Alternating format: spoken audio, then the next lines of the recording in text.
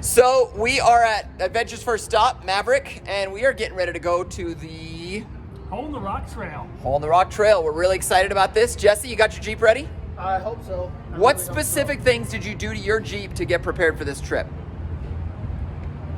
I put a cooler on the roof. Okay. Yeah. And a gas can. Gas can. Actually, I've never camped in the Jeep before, so I kind of got in a rush this morning because I had other things come up, but it's gonna be first try. I got a bed mat and some stuff to put in there. I hate sleeping in a sleeping bag, so I went and got a twin blanket because I'm a prima donna. Oh, twin blanket, nice. John, how about you? What stuff did you do to your JL to get ready for the trip? Just for this, the fuel packs was the main thing because it's a long trail. Mm-hmm. And then I kind of retrofitted my bed I had made for the JK for the JL. That's so I right. could sleep in the Jeep. We're excited about that bed. We're going to show you that in a separate video all about John's sleeping solution because that's pretty cool. You could do that in a JK or a JL, and you made that yourself. What did it cost? For wood, foam, fabric, $40. Not a bad sleeping solution. Take that, rooftop tent. Not that we don't want a rooftop tent someday, but that's pretty cool. We actually got some extra rotor packs and loaded up our Alta cargo rack here, so you can see we're all ready to go. The inside of the Jeep is full of stuff. It's amazing how much stuff you need for two people. And you're packing for just you and a dog, and Jesse's just himself. But we're gonna have a great time. Enjoy the drive as we head on down to Hole in the Rock, Utah.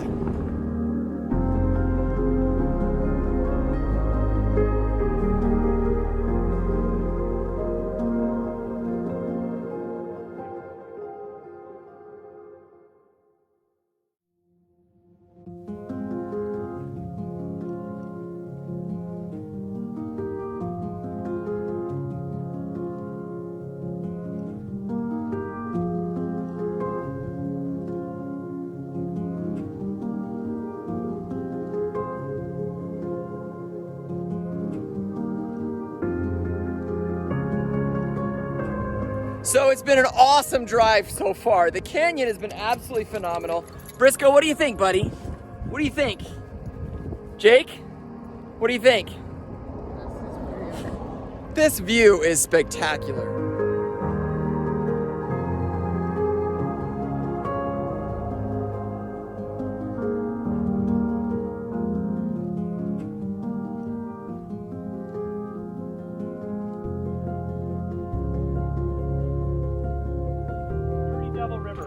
The Dirty Devil River. Yeah, it started back there and it was like teeth, right? And then all of a sudden like...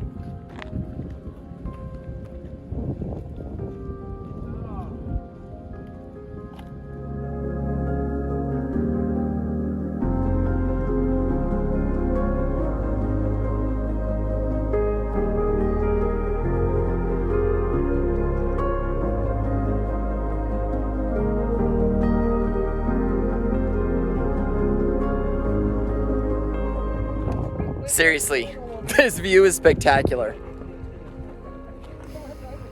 Hard to find words to describe it. Just absolutely beautiful. Absolutely beautiful.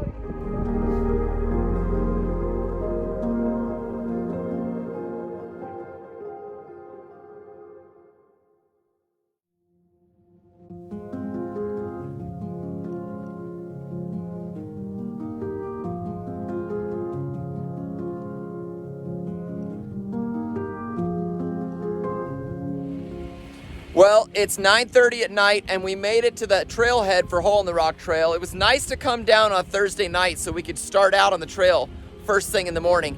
I want to take a look at this sign here and show you the map of the trail, but this is going to be a lot of fun. It's a long way to get down here, but such a beautiful drive. I hope you enjoyed the footage as we were starting out today. Let's take a look at this sign and then we're going to go set up camp.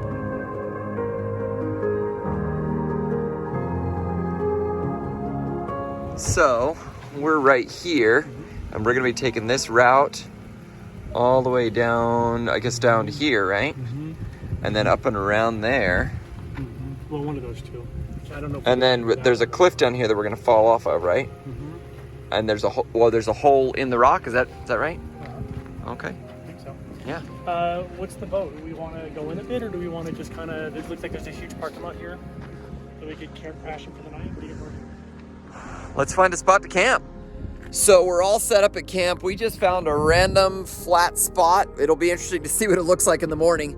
But we got the Jeep all set up. So it's kind of hanging off here. We'll rearrange it better. But got a moving blanket down on the bottom, then a mattress pad, another pad, and then the sleeping bag on top of that. And we've got both my son in here, fitting not terrible in the back of the Jeep. Once we close the gate and the glass, should actually fit perfectly. John, let's go see your setup. Okay. All right, what's the JL got here? The JL has a built sleeping platform made out of wood with a nice 4-inch cushion on it. And it's as flat as can be. Wow, that is nice. Yeah. So you're gonna put your head up here and your feet down there? Yep, and I've got probably a foot and a half above my head and below my feet, so I have plenty of room to stretch out. Where'd the dog go? He's in a crate Oh, look at that. with a nice blanket over it to keep it warmer. He's got a blanket on top of him. He should be fine. Is he already asleep? He's probably here as us. He sleeps from like 10 till 8 in the morning every day. What a lazy dog. Super lazy. Nice setup. I think Jesse's still in there trying to get his Jeep set up. All right, let's see it. Oh, dude, check out Jesse. Look at this. Jesse's got mosquito netting here. That's awesome. So you can have your doors and your windows down, but still get fresh air. I'm gonna crack my window so I can hear Briscoe a few lines. That's great. Well, if Jesse's got his windows down, Jesse can take care of Briscoe if he whines. He wakes up. Can we open the door? In the middle of the night, like 3 times a year. The other door is easier. It's got All right. Oh, okay. So let's see your setup. So I have this side, that's my sleeping pad, Uh-huh. and I have a sleeping bag sheet that I put over top of it because I don't like sleeping in sleeping bags. I prefer to have a sheet, and then I got my twin blanket, my pillow, Nice. and I can stretch out really well. And chips, unlimited. Are you just gonna sit here and eat chips all night? Eat chips, some Oreos, Oh, you're set. you know. You are some set. Pop-Tarts. Little inflatable lamp that is yet to be inflated. Yeah, I don't need to inflate it. It puts out light, right? Yeah. Nice setup. Well, and that's our sleeping situations. It's late. It's 10 o'clock. We're ready for bed. We've got an early start in the morning, so we're gonna hit the sack. We'll see ya. Well, in a few seconds. Told you it'd only be minutes. Good morning. We had a great sleep in the Jeep. Felt really nice. Let me show you the spot we picked. It's a nice little spot.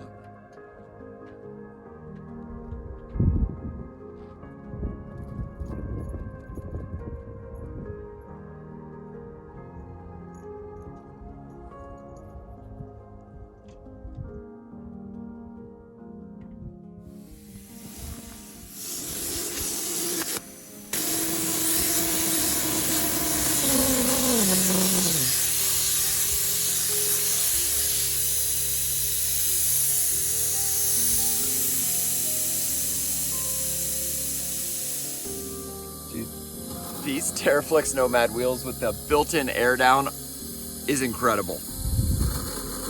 I mean, it's almost done. What is that, like 10, 15 seconds per tire? And then I just have to walk around and close them when I'm done. So by the time he gets to the first, gets to the last tire, the first one's already done. He just goes back and just unscrews it back in. Wow. I do have to wear gloves though, because they are metal and they're hard to turn a bit. So it is a. Man, that's just it's not an easy process. You have to put gloves on and you have to walk around your Jeep twice. Yeah, it's an inconvenience. First world problem. Let that be a lesson to you. I don't have to wear gloves when I air down, and I only have to walk around the Jeep once. So I think I win.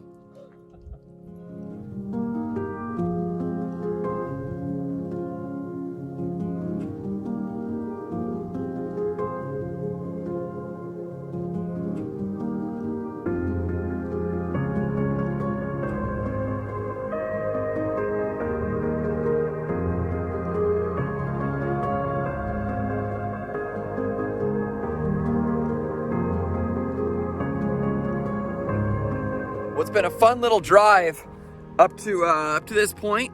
We're making good progress. I'm guessing the trail gets a lot more difficult from here on out because I can't see how making the pace we are is going to take us 3 days to get through this trail. But we just found a little old half track out here all beaten up. It's super cool. 8-cylinder inline engine. Still got part of the carburetor full of sand. That's cool.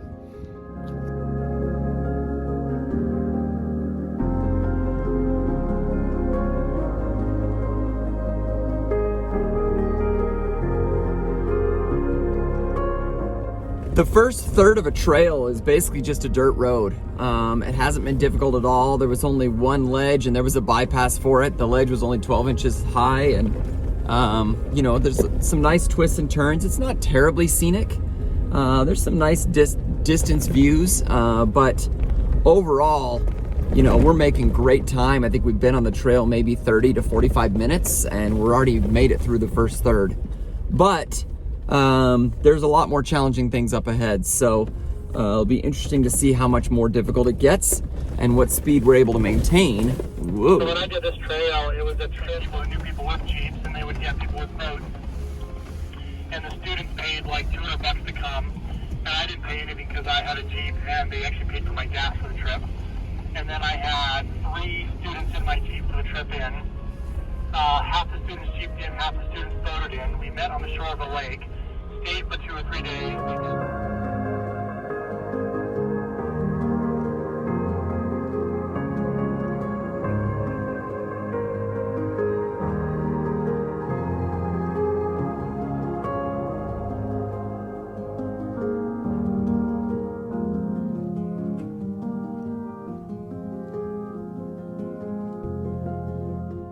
So it's been a good trail so far. Some bumpies and things like that. Nothing really spectacularly challenging. We got to our first major incline. It's some good slick rock. Let's take a look and see how John does.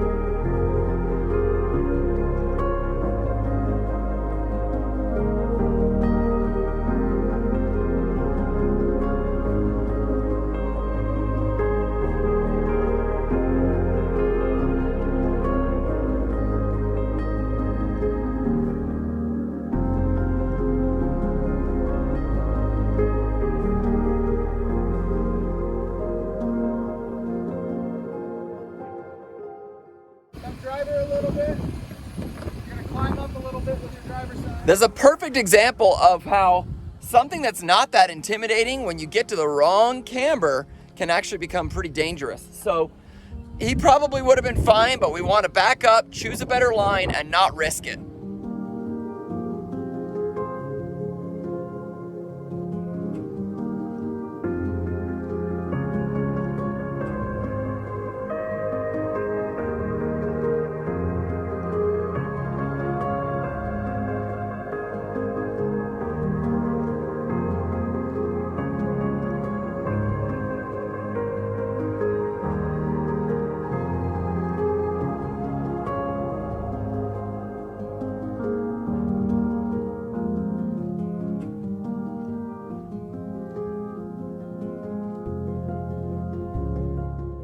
Like I was just floating on 2 wheels. Okay, so the key is to come wide and then back up and then straighten out.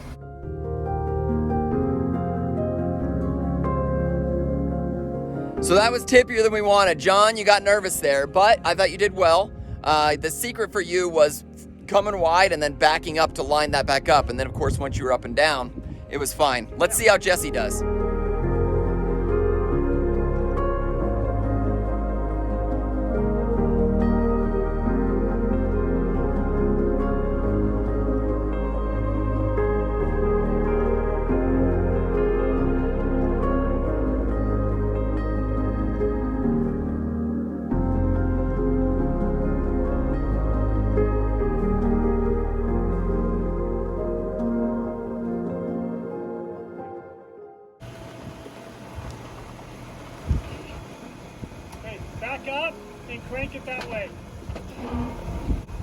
back up. A little bit more. Okay. Now you should be good. Come on down.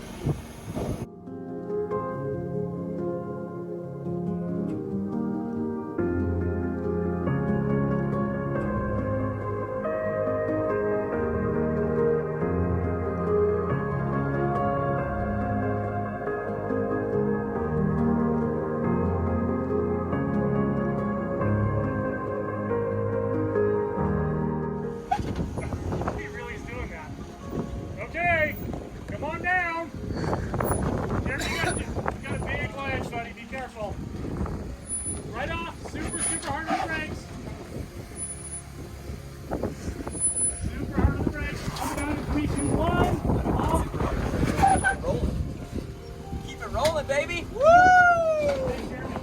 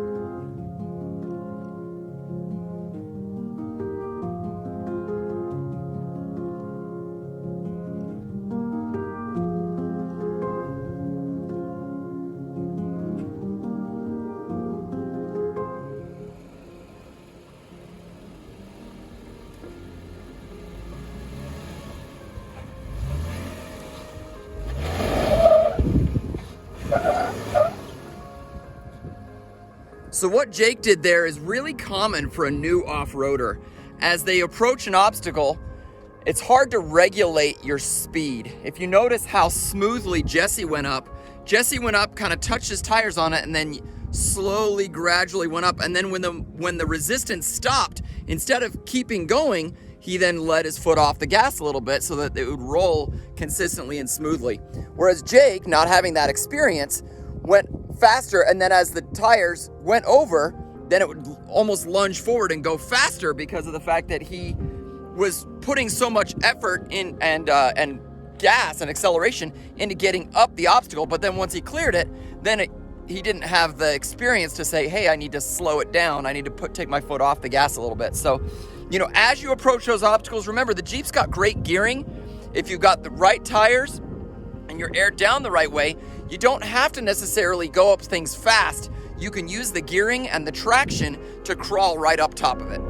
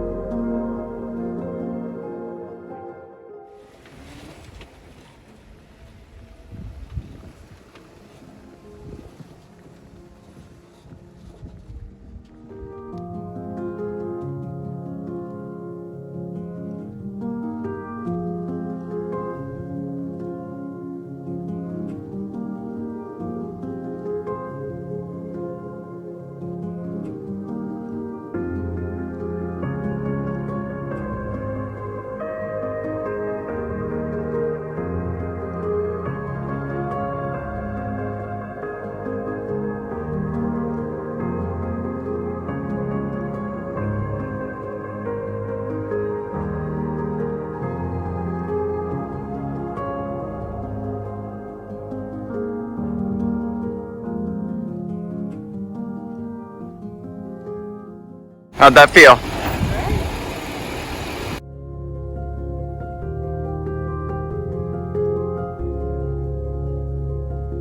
And like every good off-road adventure, when you find a spot that's particularly scenic, you gotta line up your Jeeps and take a picture.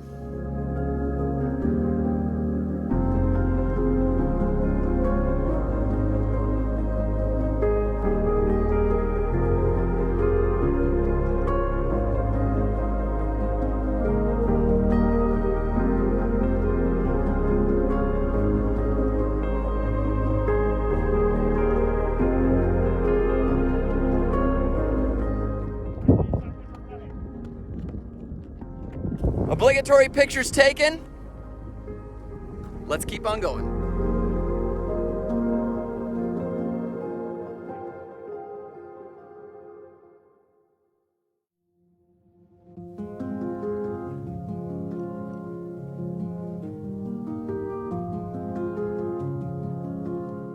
What do you think, Briscoe? You like that hill?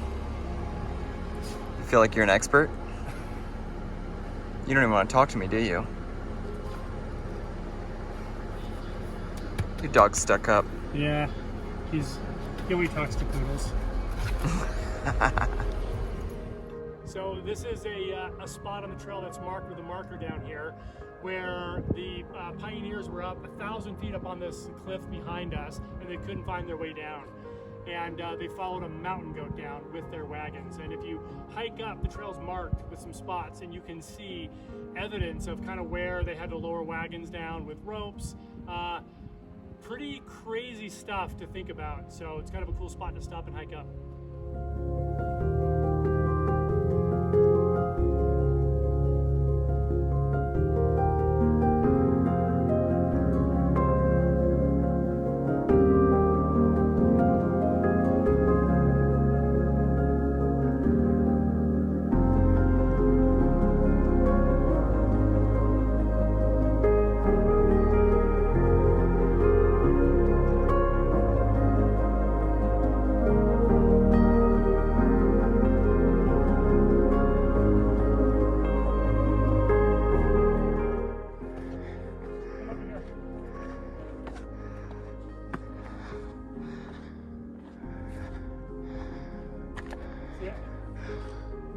Like those marks on that. Oh yeah. Straight up.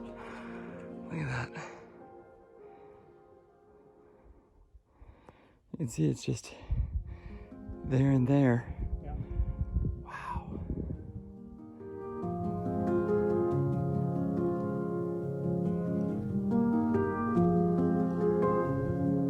You can get a wagon down here. That's nuts. I can't even get a Jeep up it.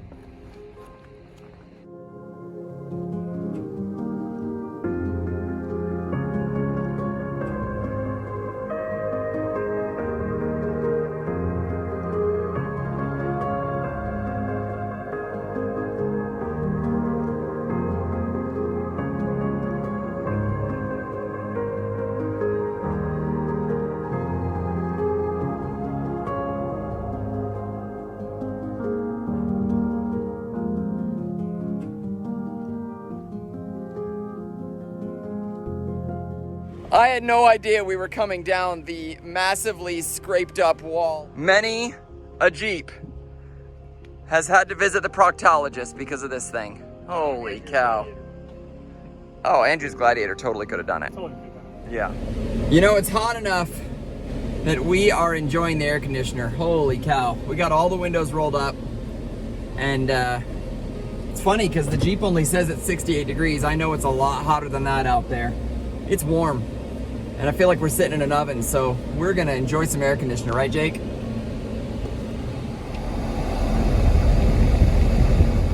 Oh, that's nice. That is nice.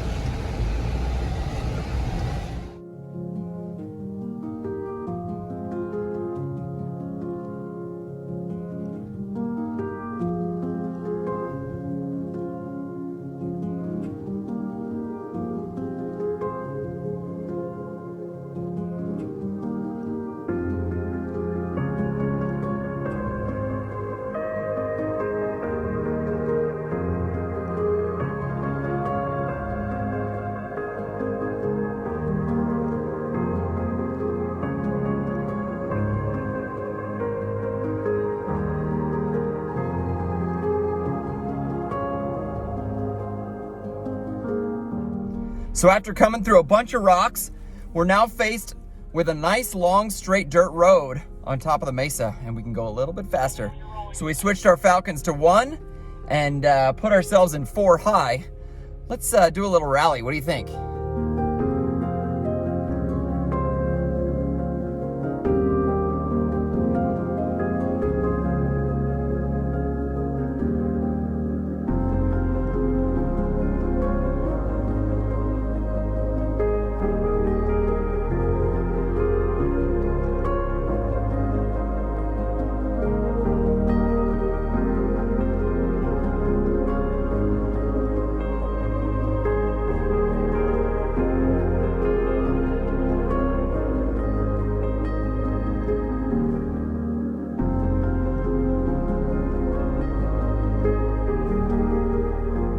Well, that was fun. That was a lot of fun. You know, it's rare in a Jeep when you get to go that fast. And you're always a little bit worried that something's gonna go wrong, something's gonna break, whatever. The Jeep did great, don't you think, Jake? No problems. I mean, we got sleeping bags and things like that that kind of bounced around, but no real issues, and it was a lot of fun. A lot of fun.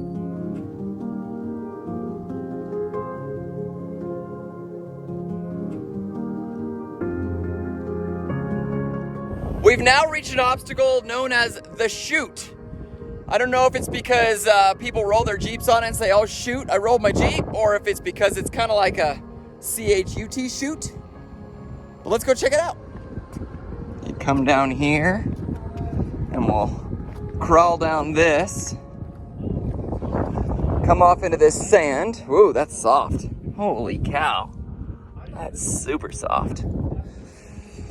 And then it continues on up here. Oh wow, it keeps going down. This is great. I think Hell's Gate is harder than this. You think so? Oh yeah. Yeah, this doesn't look that bad. No, it's not that bad. And it's not tippy, you're basically staying your wheels. You can see where the wheel tracks go. You can see the perfect line the whole Yeah. way. And there's not like a sharp wall or anything you're gonna slide off of. Yeah. I do think though we might need to spot on that part over here, the little bridge, just to make sure when we get down there we'll see how wide Once it we really is. get down, and we get all 3 Jeeps down onto that sand drop off, I think we can go ahead and take a quick look at it. And I can Yeah. get you.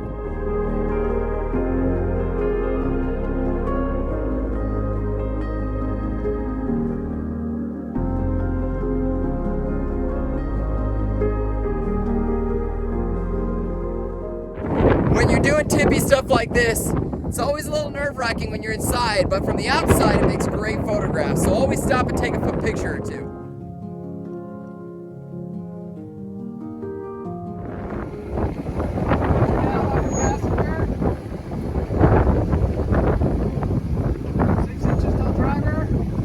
See if he scrapes.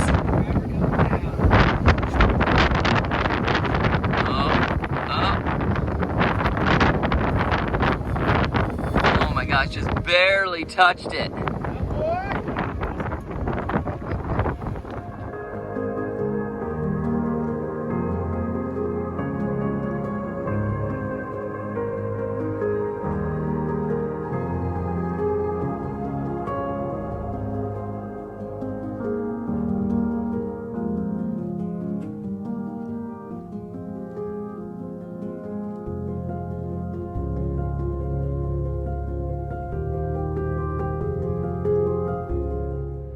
Dude, no one drove into that. That's crazy. It's just the color of the rock. That's. You're gonna go for a dip? And then you fish in there? Go swimming, Jake. See what happens. I bet it's warm. A little hot tub. Well, we just encountered a big steep hill. Not too terrible, but looks like fun.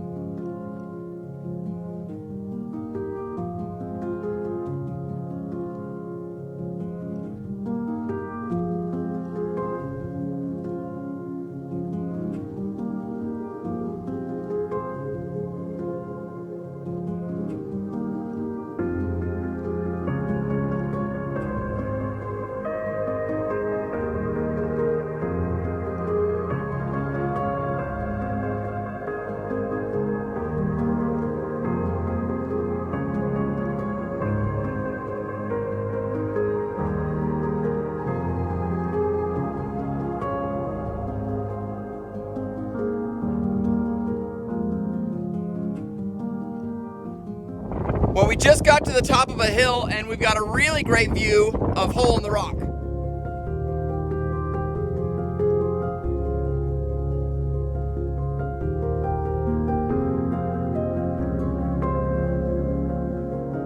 You can see Hole in the Rock is that crack right there. Can you imagine bringing wagons down that crack? They had to turn them into boats when they got to the bottom. Look at all that water. All right, maybe Lake Powell wasn't filled back then, but wow. Really makes you grateful for the vehicles we have today. I can't imagine being a pioneer and having to traverse some of what we've just seen today in a wagon with horses and your kids. Where are you gonna find water? What are you gonna do for food? Like, you'd have to bring so much stuff. It's literally feels almost impossible to me. I feel like we're struggling, and we've got these amazing Jeeps that can do almost anything. And we've got lots and lots of supplies. I mean, maybe they had licorice, but it's amazing and awesome to be out here in the wilderness.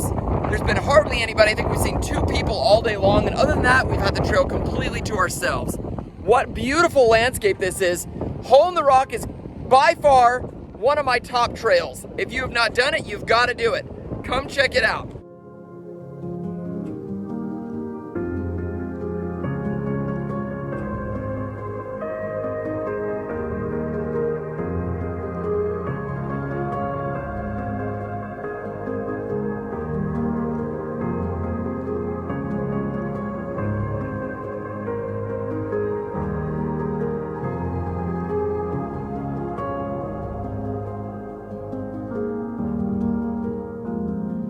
So I drove this trail 20 years ago with a group of people that had driven it quite a few times, and they told me a story about the hole in the rock where the Mormon pioneers built and blasted and made a trail that went down the actual hole in the rock.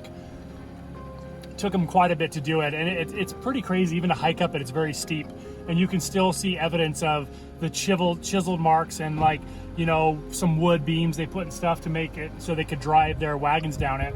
And there was a story they shared of this woman, and I think the story was like she got left behind or something, and everyone else had already gone down, and they had like someone driving and someone just walking and leading the horses down, and she was the last one and kind of running late or something, and they left her behind.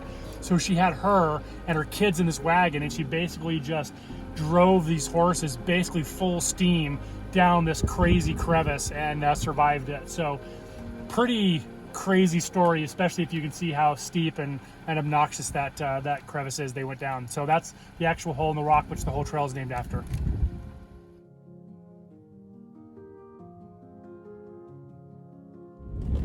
Well, after an awesome day on the trail, we reached the end, and now it's time to turn around and head back. And as we head back, we're gonna try and make cover as much ground as we can without having to stop. But if we do find a spot that's a great spot to camp, we'll stop and set up camp. But hopefully we can get through most of the hard obstacles. And we saw a bunch of great spots to camp after the rally spots on the top of the butte. So here we go.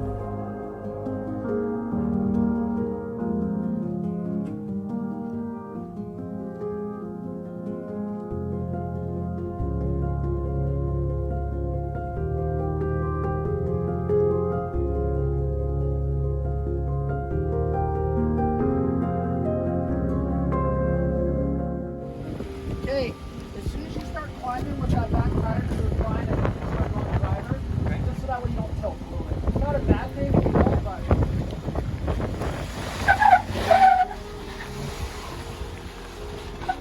You want to do it, or you want me to go back? Go back and do it again. I would not. No, backwards, all the way, keep going. That's a great way to roll. Good morning.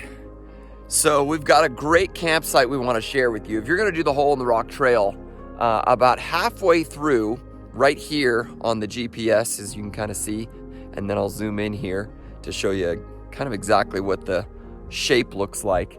There's a really interesting rock formation, and if you could see it behind me, here's the shape you could see on the GPS, this big rock formation, and it makes for a really cool campsite. In fact, it looks like we're not the first to use it. There's been a really nice established fire pit and some nice space. It's nice and flat. So whether you're putting down a tent or sleeping in the Jeep or setting up campers or things like that, it should be a great spot for camping. I want to show this campsite to you because I think this is going to be something you'll want to utilize as part of your Hole in the Rock experience. You'll come around the corner and you'll see this big rock here. The trail goes on this way. or if you're coming back, it's coming this way. You'll notice first this big rock formation. That's the one that you'll probably notice as you're driving, and then as you come around, you'll think, oh, that's a nice little spot to kind of curve back and sleep for the night, or just have a campfire or whatever.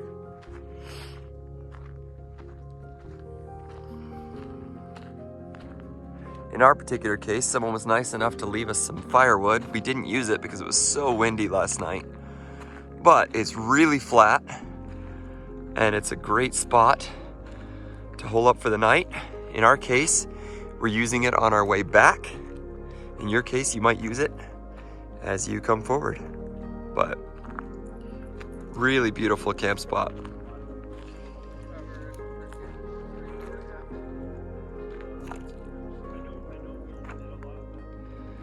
Well, yesterday I had my first experience as to why a rooftop tent and fridge in the back might be better. Check this out. Apparently, my cooler, all the ice melted and everything got pulverized. Look at this. Yogurt and Dr. Pepper cans just destroyed. Oh, there's one intact yogurt. That's impressive.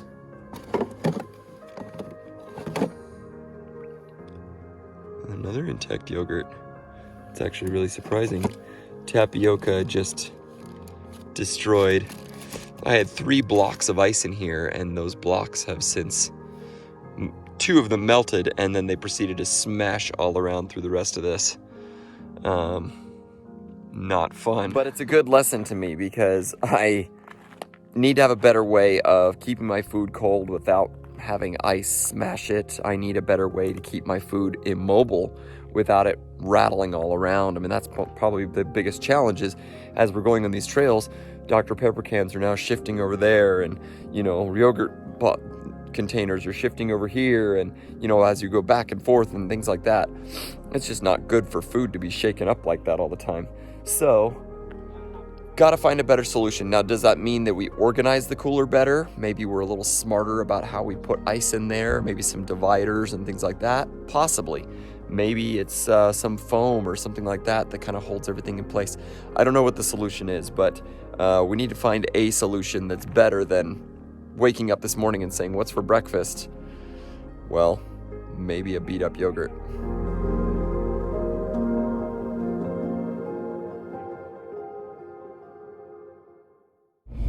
And just like that, we're back on pavement.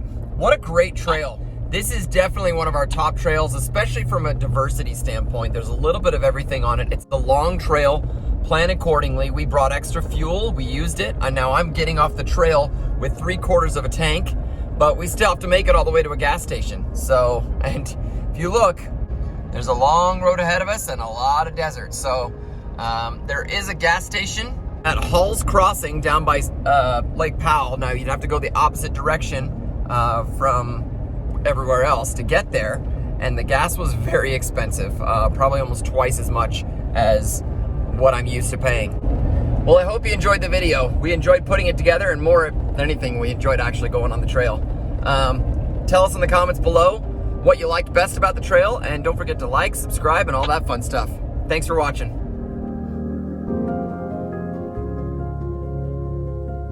We're making our dinner. For the most part, he's well behaved. Got a great campsite here with the sun setting. Look at this view.